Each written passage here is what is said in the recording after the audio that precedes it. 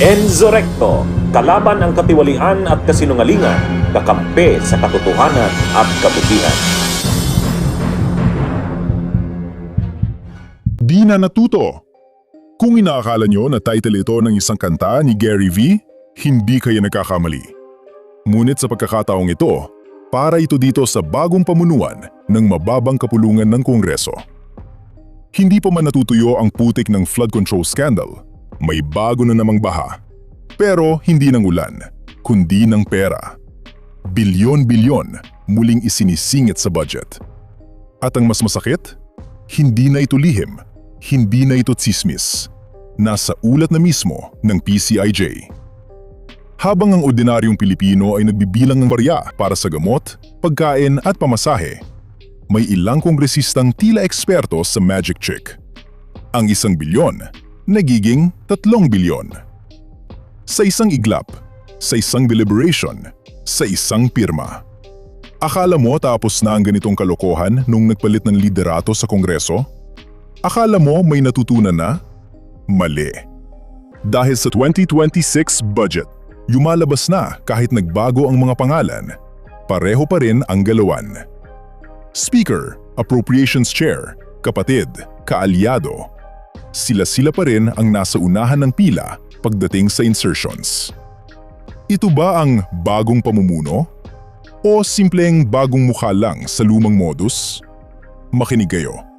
Dahil kung may natitira pang hiya sa kamera, na yon dapat lumabas. Hindi pa nga tapos ang issue sa questionabling insertion sa 2025 budget, tila hindi pa rin talaga natututo ang ilang kongresista. Sa ulat ng PCIJ, House leaders pa raw mismo ang may pinakamalalaking singit para sa 2026 budget. Ilang buwan na ang nakalipas matapos magkaroon ng palit liderato sa Kongreso, bunsod ng sunod-sunod na pagputok ng issue na may ugnay sa flood control scandal. Pero sa House of Representatives, napalitan man ang mga pangalan, parehas na mga posisyon pa rin ang nakatanggap ng pinakamalalaking insertions sa 2026 DPWH budget, ayon sa huling ulat ng Philippine Center for Investigative Journalism o PCIJ.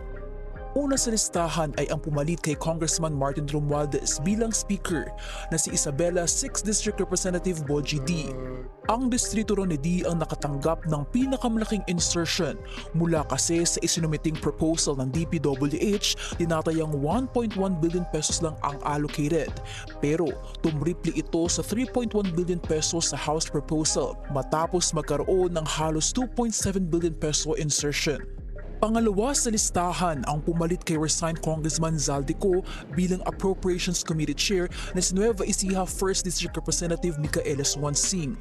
Sa initial proposal ng DPWH, 1.6 billion pesos lang ang allocated sa distrito ni Swansing, pero dumoble ito sa 3.4 billion pesos pagkatapos ng House Budget Deliberation, kung saan nagkaroon siya ng tinatayang 1.77 billion peso insertion. Sumunod sa ikatlong pwesto ang kapatid ni Swansing na si Sultan Kudarat 2nd District Representative Bella Swansing na nakatanggap ng 3.9 billion peso allocation matapos ng tinatayang 1.6 billion peso insertion. Sa kabila naman ng resignation bilang speaker at pagkakadawit sa mga nakatanggap umano ng bilyong-bilyong kickbacks, ang presidential cousin na si Romualdez ang isa raw sa mga nakatanggap ng malaking bulto ng 500 billion peso allocable at non-allocable funds ng DPWH. Nakatanggap ang distrito niya ng 6 billion pesos, mas mababa sa originally proposed na 9.9 billion pesos. Ang distrito naman ni Congressman Bambi Emano ang tanging nakakuha ng mas malaking allocation sa House Budget Proposal na 6.35 billion pesos. Marami ng good governance advocates sa bansa ang nanawagan na dapat naayon sa populasyon at poverty rate ng isang lugar ang sistema ng pag-allocate ng infrastructure budget sa bansa.